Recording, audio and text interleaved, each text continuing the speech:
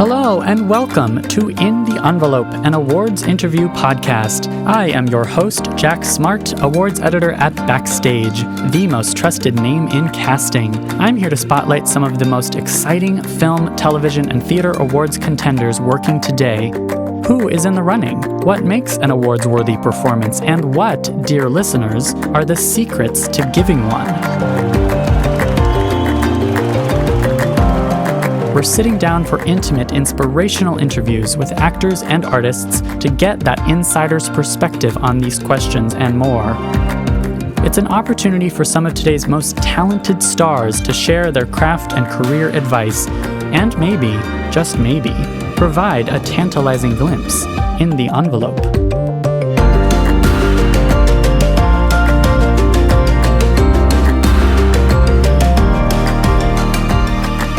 I had already known when I was a kid. I knew I was somebody that just wanted to perform and wanted to just give what I felt I needed to give that was given to me, you know? So it was always in my head that I needed to just like be and simply do what I love to do, which is the arts, dancing, singing, acting, everything.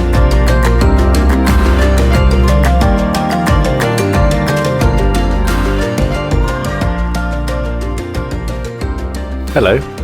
It's good to be here in person. What's going on today in this late November when we are recording this podcast, not ahead of time? Much has transpired in the last several months in November that we know about. Yes. We're not talking about the future at all. No. How are you today? I'm very good. What's going on?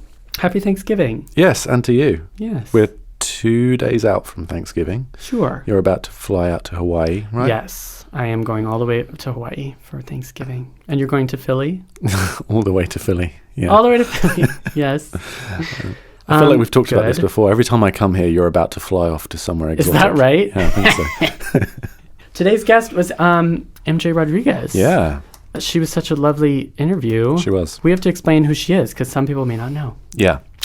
MJ Rodriguez is the star of FX's drama Pose, which it's notable because it features the largest cast of trans actors to be cast as series regulars in a scripted TV show ever. Yeah.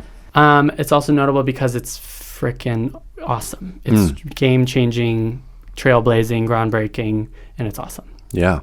And she's the star. Also, do you know how old she is? You know how young she is? I don't know. How old is she? She's 27 years old. She's wow. Very young. I know we were just talking about how Lucas Hedges is very young, very young. Yeah. But the things that MJ does on this show and the definitely in this interview of the bearing and the wisdom and the she's almost regal. Yeah. In the show and in life and in different ways. She has overlaps with her character Blanca on the show, but in real life, I mean, she has this wisdom. Yeah, she carries a lot of responsibility, I think, doesn't she? Yeah, I would say. Of the lead of any show, yeah, but also just being a trans woman and being a trans woman with visibility. There are really very few of them out there, and that should maybe intimidate people, and it doesn't seem to for her. No, she's taken on that mantle with pride. Yeah, I feel like such a dinosaur talking about this stuff because I'm what is the term straight man? Absolutely.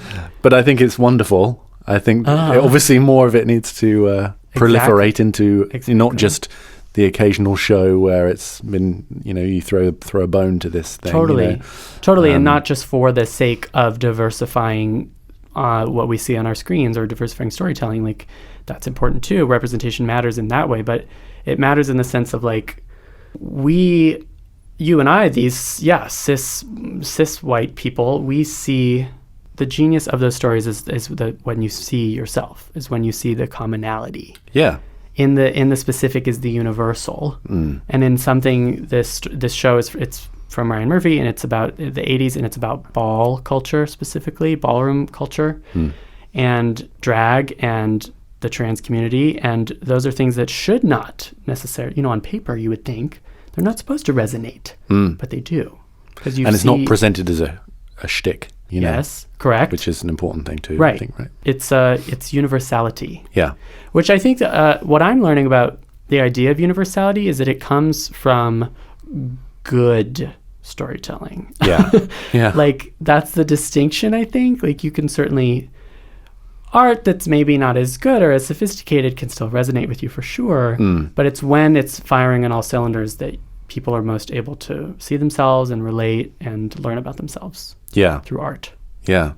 And I suppose part of the presentation of that is the casting process as well, and casting people who are authentic and, in this case, and can absolutely relate to their character and present that, you know. Honestly, I mean, I remember her talking about where she is similar to her character and where she is different from her character. And of course, you know, that's where the acting skills come in, of course. But then the casting process is so crucial when it comes to like this and presenting it authentically. Yeah.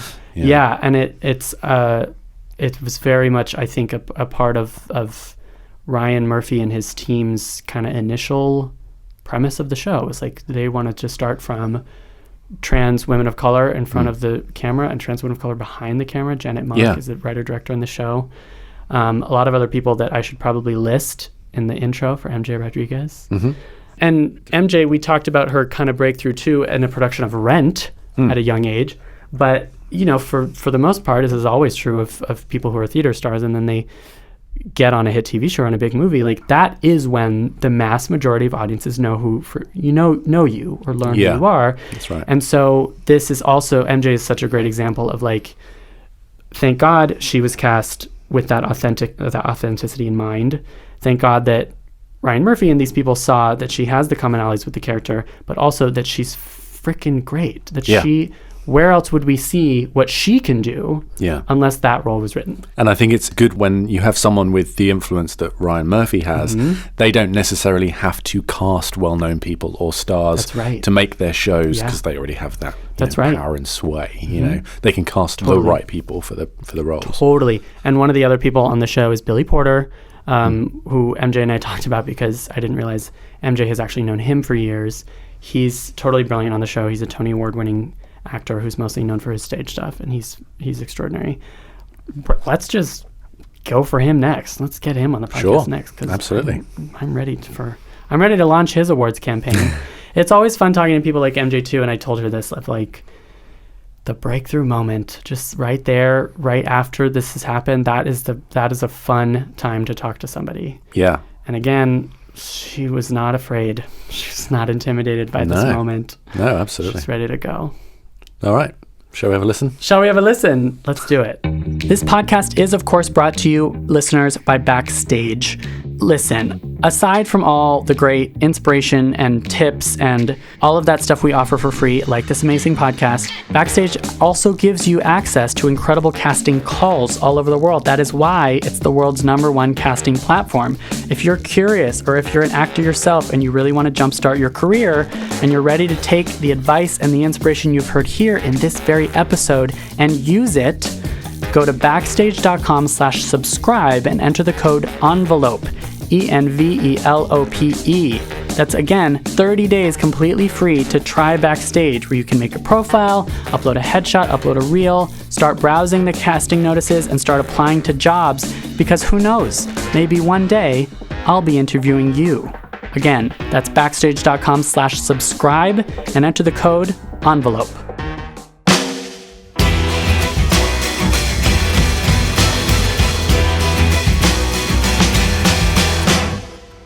MJ Rodriguez, born and raised in New Jersey, where she got her big break in an off-Broadway production of Rent, got an even bigger break last year when she was cast as Blanca, mother of the House of Evangelista, the lead role in FX's drama Pose. Created by Ryan Murphy, Brad Falchuk, and Steven Canals, it features the largest cast of transgender actors in the history of scripted television, recreating the world of ball culture in late 1980s New York City. Here it is, our interview with the extraordinary MJ Rodriguez.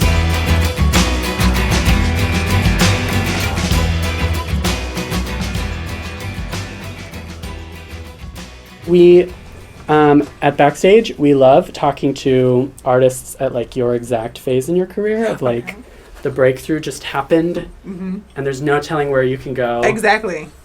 I want to hear all about the cabaret. I want to hear all about Pose. Okay. I'll hear all about what's next. I should actually I'm going to be professional and have some talking points. We want to make sure that... Talking points. Talking points.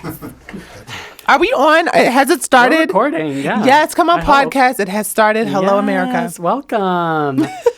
We are Backstage. Do you know Backstage? Did you ever use us for casting notices? Yes, I have. I used y'all a lot, and it worked wonderfully. Oh my gosh. What kinds of theatery things, I assume? Yeah, theater auditions. I would try to see if I could get in for Pippin, or I would try to audition and see if I can get in. Just like the big... Pippin at ART? No. Oh. Yeah, Pippin at ART. Oh my yeah. gosh. Okay. ART, yeah, there was, or Matilda. Or like those things. That's how things on Backstage. And I was like, oh my God, okay, this is the place for theater and film and people who are just artistic in general. Oh, thank you. You're welcome. Those are the little propaganda bits that we like to include. Always, people, you have to know about these things. It's important. Yes, I do. I want to hear the whole story. I really want to get your life story on the record because I do think it sounds like you had an extraordinary kind of breakthrough here with specifically with Rent. It sounds like this production of Rent, and I want to hear the story of how you got that. Yes. Because that's how you got to this level where you were able to audition for Pose and book that role, and just take me through okay, I got you. Everything. So, a kid from Newark, New Jersey. She is rambunctious, extremely exciting, and, a little hard-headed, but loves to fall because she likes to get up and, dust herself off again. She likes to learn. But anyways, yes, right? So, I'm going to fast forward because my child years were great, but the breakthrough, I want to get to that, like how you said, sure. Was when I was in college. And I was going to Berklee College of Music at the time. I was trying to major in songwriting, and I minored in performance. Songwriting, okay. Yeah, songwriting. And then an opportunity had come. A lot of my friends were telling me about through email, through calling, and I hadn't even been paying attention because I was in college. I was focusing on, my work. And they're like, MJ, they're doing Rent. They're doing Rent again. And I was like, huh? And in my head, I'm like, oh, snap, I just did this at the place where I was taught, New Jersey Performing Arts Center. I did a community performance of it there. And where you played Angel? Yes. Okay. And Freddie Walker Brown, the original Joanne. Gotcha. She came and saw it. Amazing. Crazy. But I was still in college. This was between semesters. You're not thinking about the real world. Exactly. I was just oh my God, this is everything. I get to be in a show. I get to be who I am. Yeah. And I get to live out my dream by playing this character. Little did I know. Down the line, after going to 5 auditions while I was in college in my first semester. First semester of college. First semester of college. Oh. Oh my gosh. Yeah. And it was because you met this actress, and she one of the people who opened doors for you? She did open the door for me. She really did. She made it actually all happen, and then Michael Greif made it all happen, and then everyone collectively just made my life change completely. And was Telsey involved in this as well? Telsey was definitely involved. Telsey was the casting company that I went in for when I was 19. Incredible. The first 19. I was 19, y'all. I was 19 years old, a baby. You were a baby. Yeah, she was trying to make her footsteps. Yeah. Her baby footsteps. Did you know, how do you at 19, where do you want your career to go at that point? I had already known when I was a kid. I knew I was somebody that just wanted to perform and wanted to just give what I felt I needed to give that was given to me, So it was always in my head that I needed to just be and simply do what I love to do, which is the arts, dancing, singing, acting, everything of those, Yeah. Live, on camera, whatever it is. Anything. Yeah. Anything. It's just there's a message that has to be given. So you have to do it through your vessel. Yes, your vessel. And then Rent happened, and you won a Clive Barnes Award. Oh, my God. I didn't even expect that award. I didn't expect that, and I cried on the podium. My mom was crying out loud in the back. That makes you an award-winning actress. Oh, my God. Right? That's amazing. That was really amazing. But at what point in college is that? I was out of college at that time. I was out of college at that time. MJ had made the decision. She was like, okay, you have to choose, girl. Are you going to go back or are you going to do this? And I had to make the choice. I wanted to follow my dreams and pursue my career. And it seems like the universe is saying if you got this big role and if you win this award, it's that is the choice, right? The choice was made. Right. The choice was already made. I think it was laid in the foundation. I mean, I'm someone who's very spiritual. Ooh. Sure. If there was like music played, that would be great. Yes. She's theatrical. Like a dazzling, like a or like some witchy stuff. Yes. But I'm a spiritual person, and I believe that, everything is set in place like how it's set in a place. Your path is divine. You know what I mean? Everyone has that divine path, you know? So I just feel like everything that has led up to this point has been structured for me to be at this point, if that makes sense. I hope it makes sense. It absolutely does. Then where did the path take you after that? What happened after Rent was done? The path took me into a place that felt like there was a desert. And I was trying to find a piece of cactus or something that nibble on. Yes. And that time was actually a place for me to just like stand clear and be patient and be and learn and just work on me. Yeah. And be the best me I could possibly be, so that when I do go back into an audition room, I can actually be me in the room and also deliver what I need to deliver. So after Rent, there was a space of a little bit of blankness, which was fine with me. I'm someone who is okay with that. I'm okay with. Sometimes that has to happen. And a lot of actors, they go through that. They go through a stint where there's a space. Oh, yeah. And that's when you learn the most, it's safe to say. Yeah. And we, on this podcast, we actually love to hear about the dry spells, about the periods when you're maybe moments of doubt. I mean, it sounds like you had your head on your shoulders and you were like, rather than full-blown crisis mode, you were like, the path is going to take me to a certain place later. Maybe not right now. Right. I just had faith in it. You know what I mean? I trusted it. I trusted it. I trusted the people that I was around, the people that that had seen me, and I just trusted it down the line. And at the time, women of my experience weren't really understood at that point, and it was very, very different. So I took time for myself to say, you know what, I'm gonna wait until y'all are on board, and then once y'all get on board, then I'm gonna show y'all. Okay, see, that's what I love hearing about. I'm taking my thing off because it's getting serious now. I am down for the serious.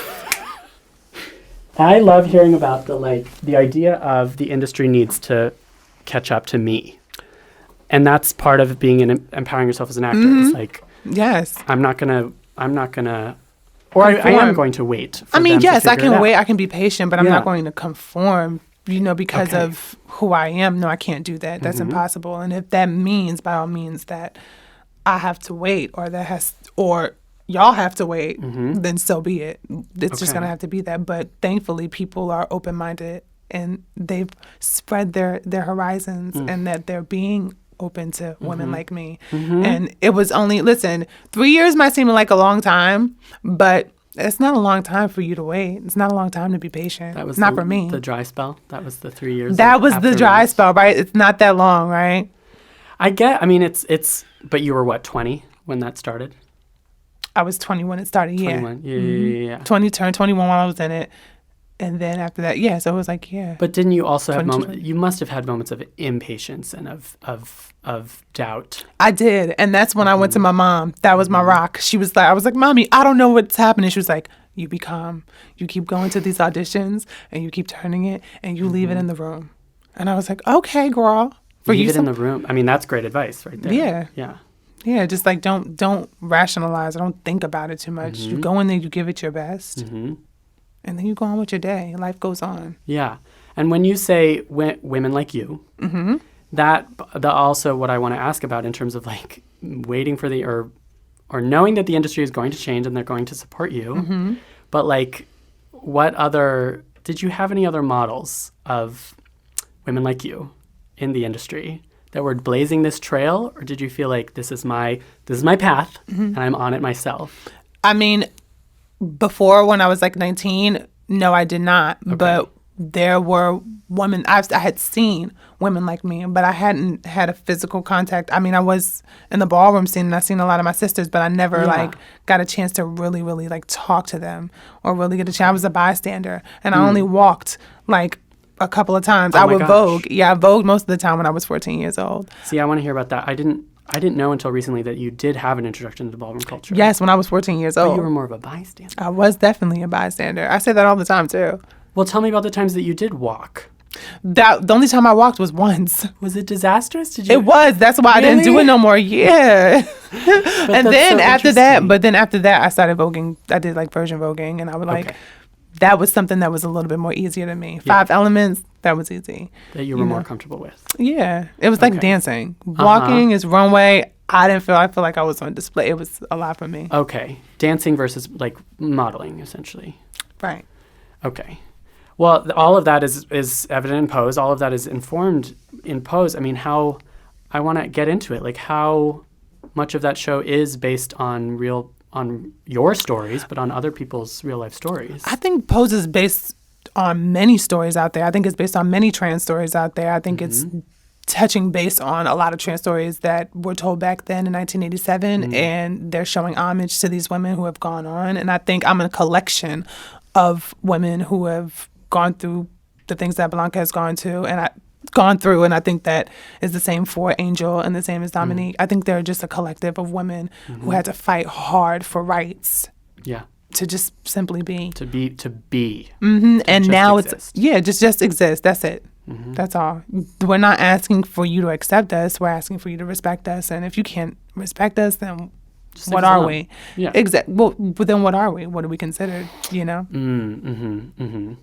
And so how did you get involved? Was it a ton of auditions? For Pose, it was kind of crazy. I auditioned on camera once, and then I didn't hear anything for 2 weeks. Oh. And I was like, oh my God, okay. And I was like, oh my God, this is something that I gotta get it. Because I hadn't really had anything, like I hadn't had anything stable. I was doing shows here and there, you know. So I was like, okay, I pray to Jesus because this is literally me in this character. And 2 weeks go by, didn't hear anything. Which is devastating. It was a little devastating. I still had a little hope in me. Okay. And I had gone and auditioned for another show and had possibly gotten it. And then right at that moment, no, it was a musical. Oh, okay. And right at that moment, I think it was like in a second of a day or whatever, like I get a call from Ryan Murphy. And himself on the phone, and I geeked out. I geeked the hell out. Can we curse on here? I'm sorry. Absolutely. Okay. I geeked the hell out because I was like, oh my God. You know all his work. You've seen all his shows. I've seen Glee. I've seen Nip Tuck. I have seen yes. Yeah. So I was completely flabbergasted. I was like, oh my God, like the head man in charge. What did he say? He was like, hello, MJ. And I said, hello, Ryan. He's like, what are you doing? And I said, I'm looking at Rihanna's Wild Thoughts. Amazing. Okay. And he did the same thing. He giggled. He didn't laugh as loud, but he giggled. And I was like, okay, well, at least he's laughing.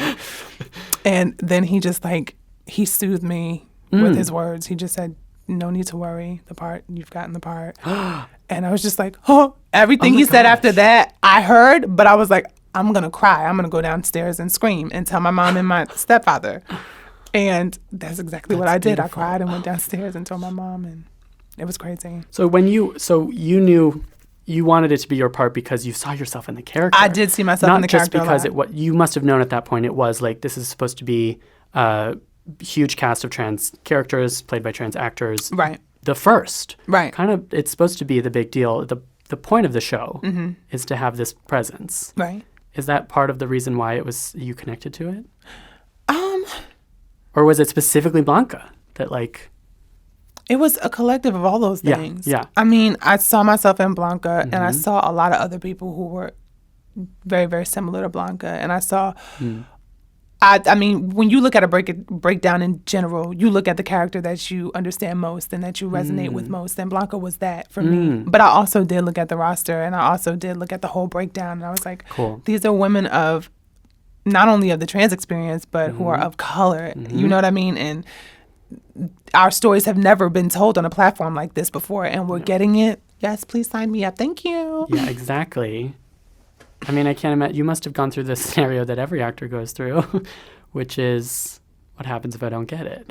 Yep, that's what was happening with me. That's what those 2 weeks were. I was like, oh, God, this is not happening. Okay, I got to go and see if I can find something else. Well, that's the thing. You do have to find some other project to at least take your mind off of it, right? It's not take your mind off of it.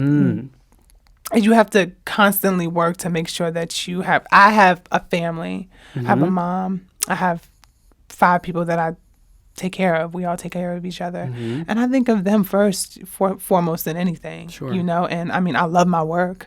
I love what I get involved in because it's specific to me, whether it be the storyline or whether it be to the character that is tied to me most. But also my family is first, and I have to make sure that they're okay. Okay. You know, so I have to do something that I love, but I also have to do something that's going to make sure they're okay too. So you're grounded in that. Yeah. If it's concentric circles, like you and your family are at the center, and then the work and everything else is more like icing on the cake. Yes. Maybe? Thank you.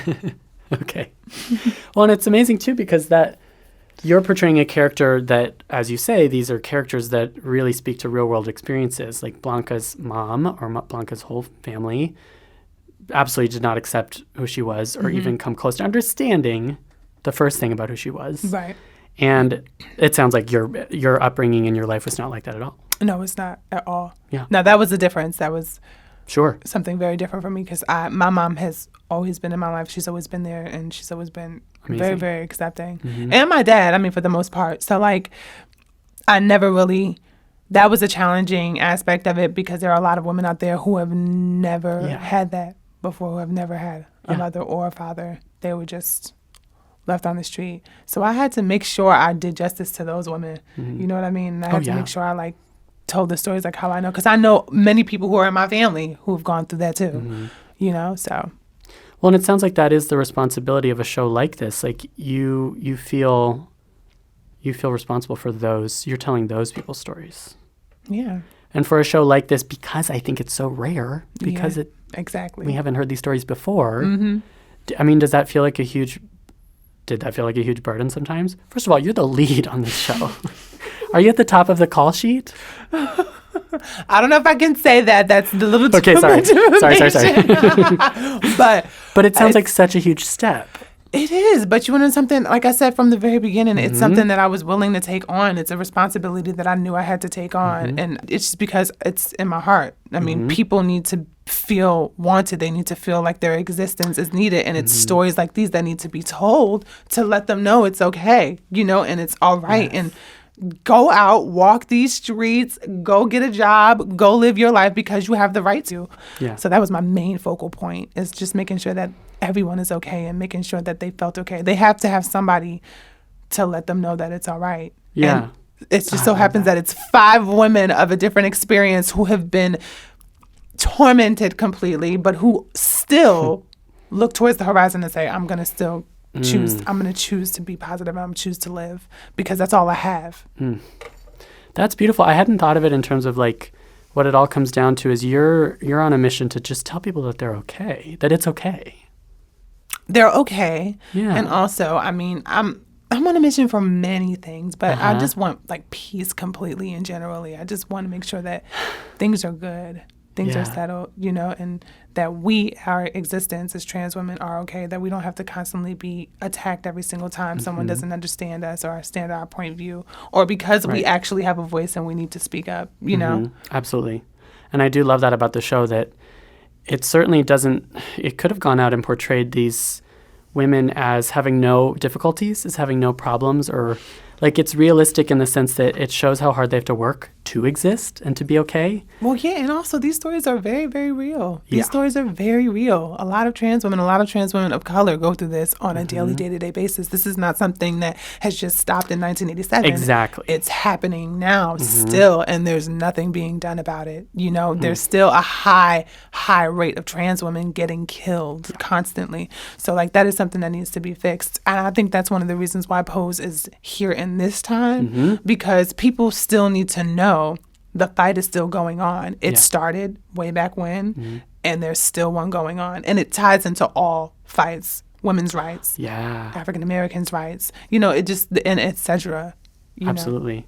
That's really beautiful because on the one hand, it's depressing that it's a lot of the issues that are being kind of illuminated in the show are still relevant in 2018.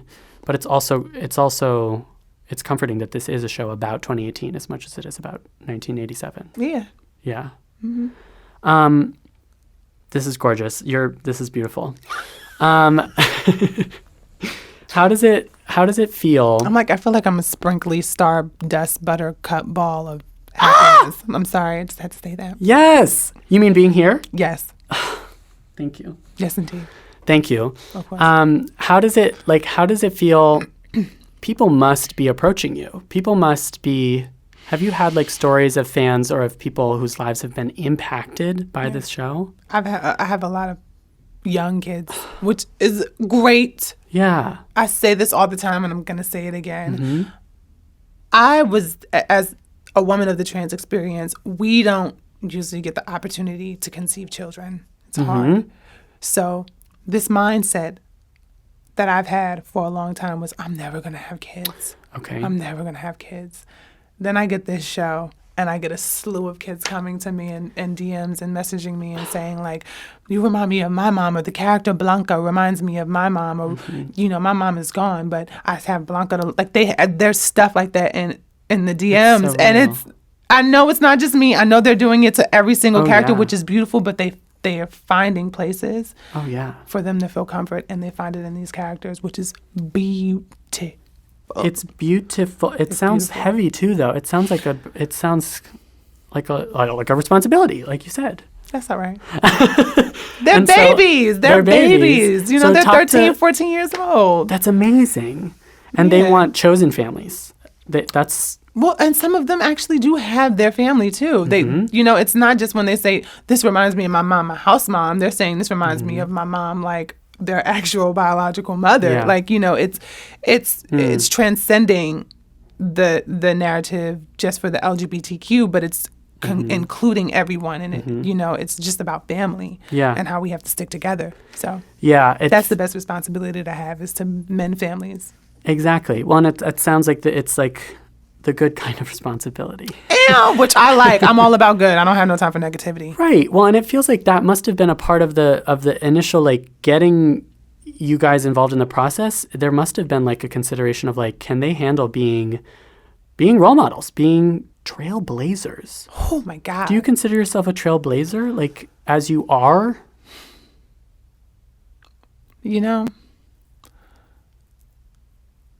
I'm not someone who... yes, I do consider myself a trailblazer in this time, but only because there are people out there who have taken a chance on me for me to be that. You know what I mean? If it weren't for the people out there, the team who has me on this show, and the kids that are actually looking at this show and looking towards it, I wouldn't be the trailblazer I am today. So I'm thankful for all of that. Yeah. I'm thankful for all that. And I do accept that. I can say that I think finally I'm trailblazing. Yeah, and it sounds like it's because you're in service, or you're repaying those people who have opened those doors. Yes, I am. Yeah. I am. I hope my ancestors are proud, honestly. Right. Well, and really it is kind of the thing of when someone opens the door for you, you have to honor that person, right? It's just it sounds like so much of it is about gratitude.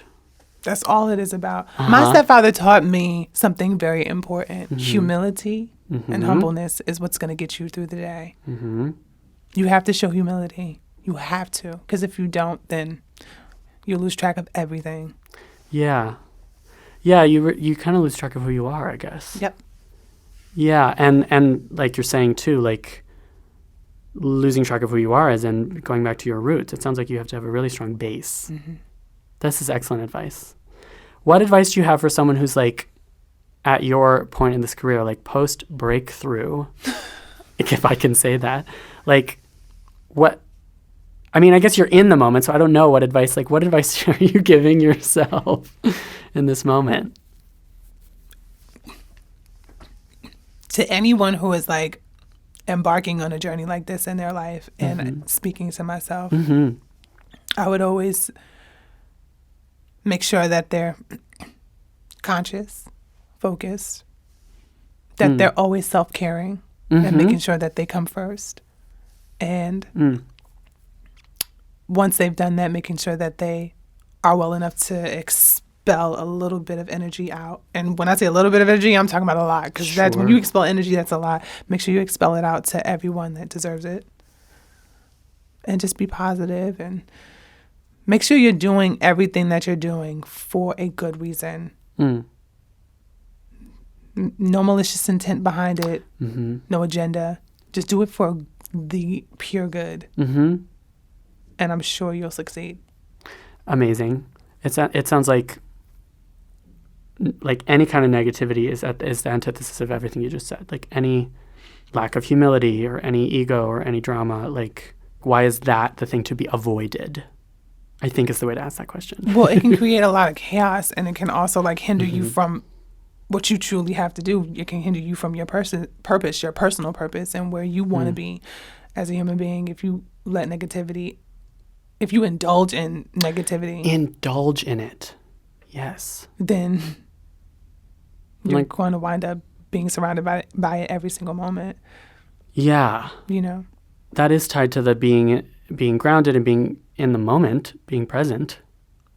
Is that true of like auditions and acting too? Like you have to get rid of negativity when you're like on a set, for example, and find out a way to be as focused and as in it as you are with Dominique and with Billy Porter. Well, you have to, and also, I mean, every single person on that show, like that I work with, they love it. You have to love it. You have to love what you do. And it always ties into, I mean, you have to always bring into a positive energy and be yourself when you're going into an audition room. If you don't, then the person, the people behind the panel or the people behind the tables, they're going to see it right away. They're going to notice it. That's how it works. They're going to notice it. Right. And you don't want people noticing that you're upset or bothered. You have to be happy about what you're going in for. You have to love what you do. But it sounds like you've had that in your head since you were 19. Like, how did you know to not, that very valuable piece of advice of like, don't change yourself. Don't try to be somebody else. Partly because, the casting directors, they can see that bullshit, essentially. Right. But like, there's no other way to operate. You have to be as yourself as you can, right? Yeah. How did you learn that?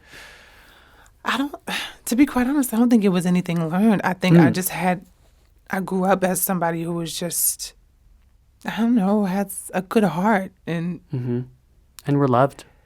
Yeah. Yeah. I had my mom just like make sure I was someone who went out into the world and did what I loved and also hopefully did it well. And also work make ethic. sure I was being nice while I was doing it. Like, that's crucial. Yeah. You know, like just be a good person. Yeah, that's excellent advice. I would like to get to I'm fascinated by the fact that you were in the ballroom scene as a teenager. First of all, what are the differences between the ballroom scene like today or when you were a teenager and then back in the 80s? It's different. Well, it's definitely very different. And it's from 1987 until now, it's totally different, the styles. And, you know, back in the day in 1987, they were doing a lot of old way. And old way is like, you know, horizontal lines and, you know, sharp lines. And you're creating specific shapes with your body. And, you know, you're doing things on the floor. Whereas now, there are so many different types of titles. You have old way, new way, voguing femme, soften. It's another word called soften kind. That's very like, you know, it's a stylistic dance. I didn't know if I could say that. That's why I was like, oh my God. But they're just new categories now, and they're evolving every single day. I did not know this. I don't know what the ballroom culture is like today. Like, I know Paris is Burning. I actually know, I feel like you gotta go to a ball. I do want to go to, yes. You should go to one. Yes, because I know too, please. I know it's also like young kids are really into it, right? Yeah, well, a lot of the young kids and people who are of older experiences, they're into it too. They come back and they, you know. That's beautiful. The kids who are in the scene now, they know of the people who were there before because they make sure that they come back. Amazing. Know? It's that type of community. It's a very, very close-knit family. Right. It's the idea of a chosen family. And I do think the idea of a chosen family is part of what Pose is teaching. I'm using air quotes because I don't think Pose is going out to try to teach people about certain cultures or certain whatever. If people learn about those things, great, but it's there to entertain and it's there to like tell truthful stories. Exactly. I think. But I really want to hear about like the one time you walked. Like, why was it disastrous? Because I did not know how to walk. It was just like I went in front of a whole bunch of people and I was just like, damn. Did you feel like you face planted? Like, were you embarrassed? No, I just like walked out of turn. It was horrible. Okay. I don't want to talk about good. It's kind of bad. It's exactly the kinds of things. It's kind of bad. I remember I was in high school and my house father, this was before I had even walked, my house father had shown me, he was like, this is how you walk. This is what you need to do. And the first time I did it, I like nixed everything he said and did not do it right. You're looking so like abashed about it. But then as Blanca, so then how does that inform? You must have been thinking about that one time you walked when you're on the show. Okay. Yes. Like, how does that I mentioned that actually. to Ryan Murphy? Or? No, not to Ryan Murphy. Oh, okay. I mentioned it to one of she's a good friend of mine. Her name is Janet Mock. She's on the show. Oh, yes. She's a director and writer as well. Yeah. I mentioned it to her and I guess it popped up in there somewhere, but yeah. Because Blanca has varying stages of like, early in the season, she's not as good as, she's not as polished, I think. No, I mean, but that's how it is with everyone in the ballroom scene. They're not as polished in the beginning. I mean, she's polished now, and when you see her from the beginning of the show, she's very polished, and she knows exactly what she is, and she's, determining herself as a house mother. She's spreading her wings and flying off, but there is a moment, which I don't know if everybody's watched it yet, so I don't want to give it away. Well, yeah. But there is a moment where Spoiler they do a alert. flashback, and that shows her. Yeah. And that's not just my story. That's a lot of girls' story out there who have walked for the first time and who have been chopped completely because they were new in the game. That's it. It was just tough love. It's very tough love. It's tough love, which is beautiful. Sometimes people need tough love. But I love that moment too, because she also has this like, she's being brutalized by the MC or by the crowd, but she also has this look on her face like, but I really like doing this. I'm still like, she's still kind of centered in it. She's not discouraged from ever doing it again, certainly. No, of course. I mean, I think that's her character. I think she's someone who likes to, I don't think she likes to be. Let me correct that. I think she's someone who has no problem with falling. Amazing. And getting back up again. And is that where she overlaps with you? Yeah. Wonderful. Yeah. There's a lot of similarities between me and Blanca. And there are a lot of differences, that we can probably go on and on about. But that is one of the similarities, which is if I fall, I'm going to get back up. It don't matter. That's beautiful. And it's a similarity, too, with like these kids messaging you. Yeah. They make me cry a little bit sometimes. Yeah. You're a real house mother. It's kind of crazy, too, because I never, ever would have saw myself as like, I never saw myself as that, but to be blessed with an opportunity to like have that. See, it's not a responsibility, it's an opportunity. Responsibility. We're not changing it. It's a responsibility. There you go. Okay. Amazing. What else about Pose? Like, I love this trajectory. Like at the end, it is a spoiler alert. I have to say spoiler alert, I guess. But like she's crowned Mother of the Year at the end or whatever. And you, like, where did you see? Explain her arc. Where does she go from the beginning of the season to the end? Blanca goes from a little bird who jumps out of the nest. Like I said, she spreads her wings, and her mom is very, very, very upset and resentful of that. But instead, she decides she wants to move forward and go on with her life and live a life for her own and not live under the shadows of her house mother.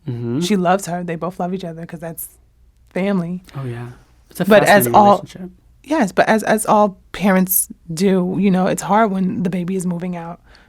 So she moves out. She goes on her own. She goes to a couple of balls. She tries to gain enough status so that she can have kids to teach, so that she can have her own kids to teach, and so that she can possibly become a mother of her own and see how that works out for her. And by the blessings of the universe, she's given an opportunity to be a mother to 3 children, and she teaches them.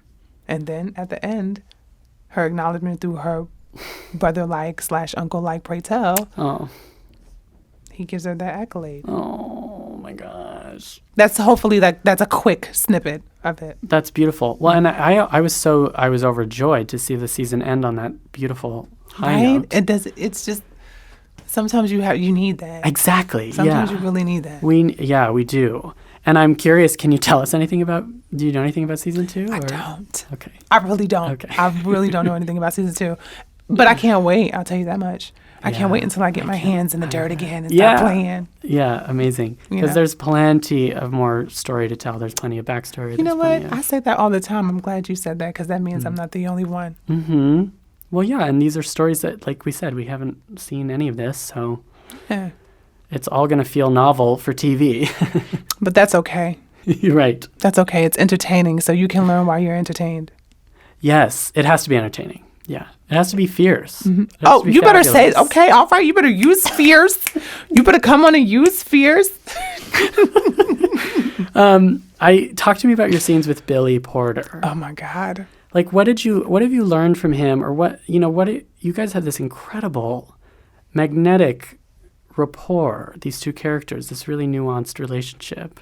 So, What is like the secret to the success of your chemistry? well, do you want to know? I can give Tell you a all little the taste. secrets. Well, Billy Porter was assistant director.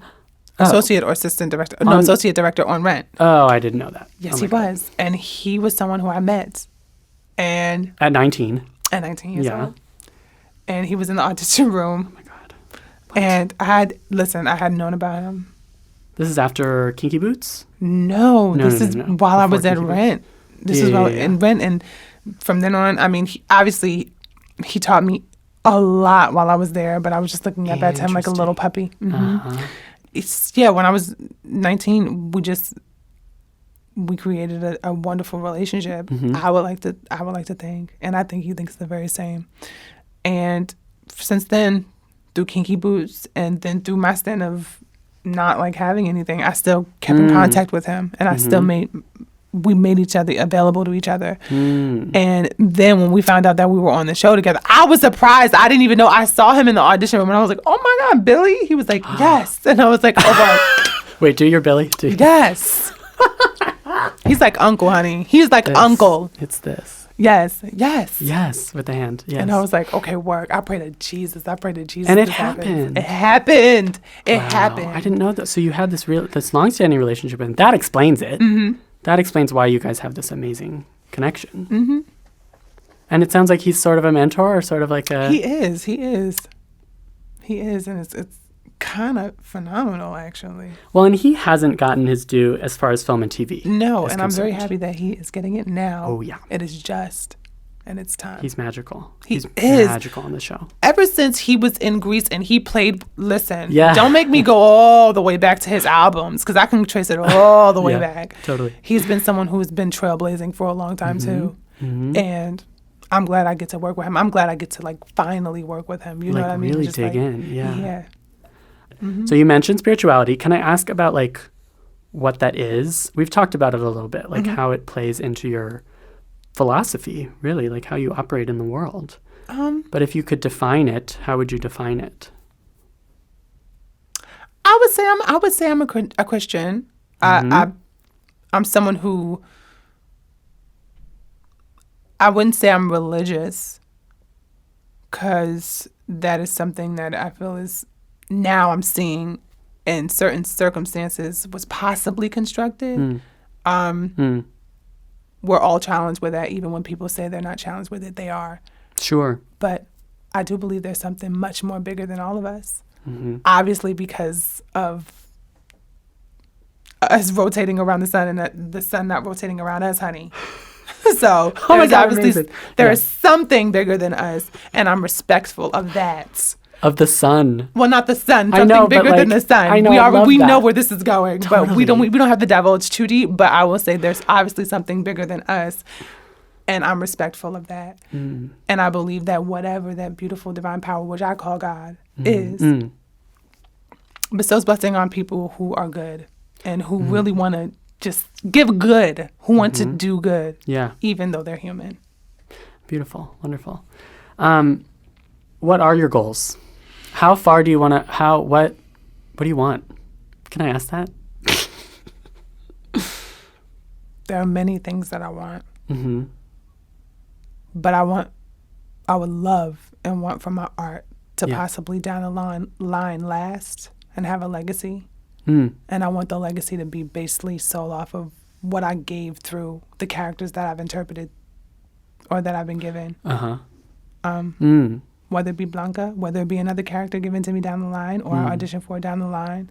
I just want my work to be transformative, and I want it to be very transparent so people can relate easily. That's what I want. Something relatable, something universal. captured in each of your. I love the idea that it's characters. It is like you want to play scripted. You want to play other people. Yeah. Yeah. I think that's awesome. I think that's the wonder of being an actor.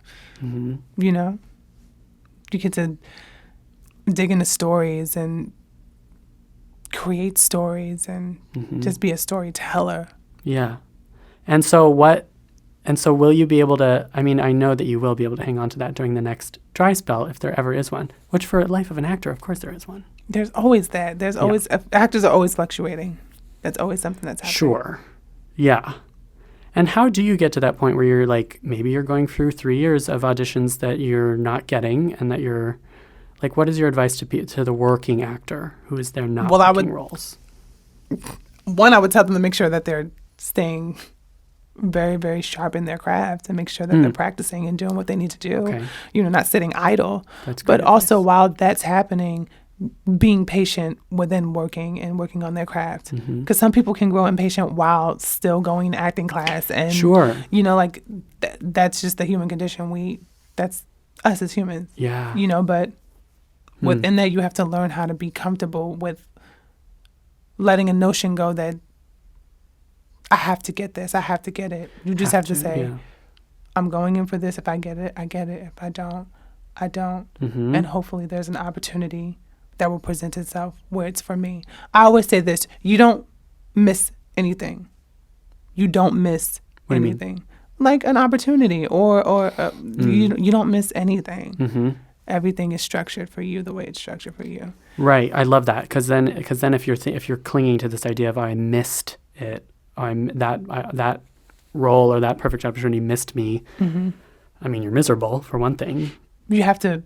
I always say you have to and like I said before, you have to focus on you and you have to know you and you have to be comfortable with you before you go into anything. And you mentioned too that that looking out for yourself involves self-care.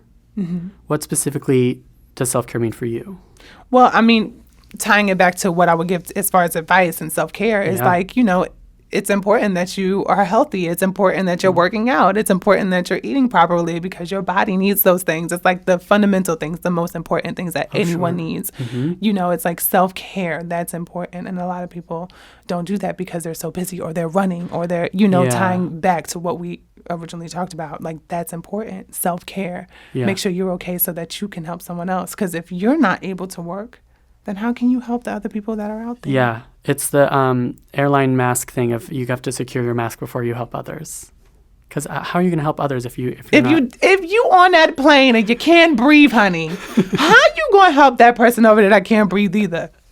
You got to breathe so you can help somebody else. That's a really great philosophy. It really is. Because I've struggled with this in terms of I feel like I guilt trip myself a lot, or I used to see self-care as as a selfish thing, as selfishness. And there's a difference between selfishness and then being healthily self-interested, I think. And that takes a while to learn, I think. It does. It does take a while to learn, but you have to. It's important. Yeah. And I encourage every single person on the planet to do that. It sounds like you have a really wonderful head on your shoulders. And that is comforting considering what I feel like is a moment in your career that it could go in any such direction. It just feels like it's exploding right now. Yeah, and that's okay. I mean, I'm hoping it skyrockets to the moon. And like I said, I hope it's a long-lasting one where I hope that too. My kids are enjoying their life and my mom is chilling, you know what I mean? Yeah. And if it's not, listen, MJ is blessed enough to be okay, but I think it's going to be something beautiful. See, that's what's beautiful to me is that it sounds like you are in a position where even if another huge dry spell happens or if everything goes to shit professionally, that you are okay. I am. Yeah. I am okay. And I love that that's your mission in Pose too. Is you just want to tell people that they're okay. It's gonna be all right. Just keep fighting the good fight. Wonderful. Thank you. I'm sorry I'm being so cheesy. That's just who I am. That's exactly what we like on this podcast. Well, bam, wham. Thank you, ma'am.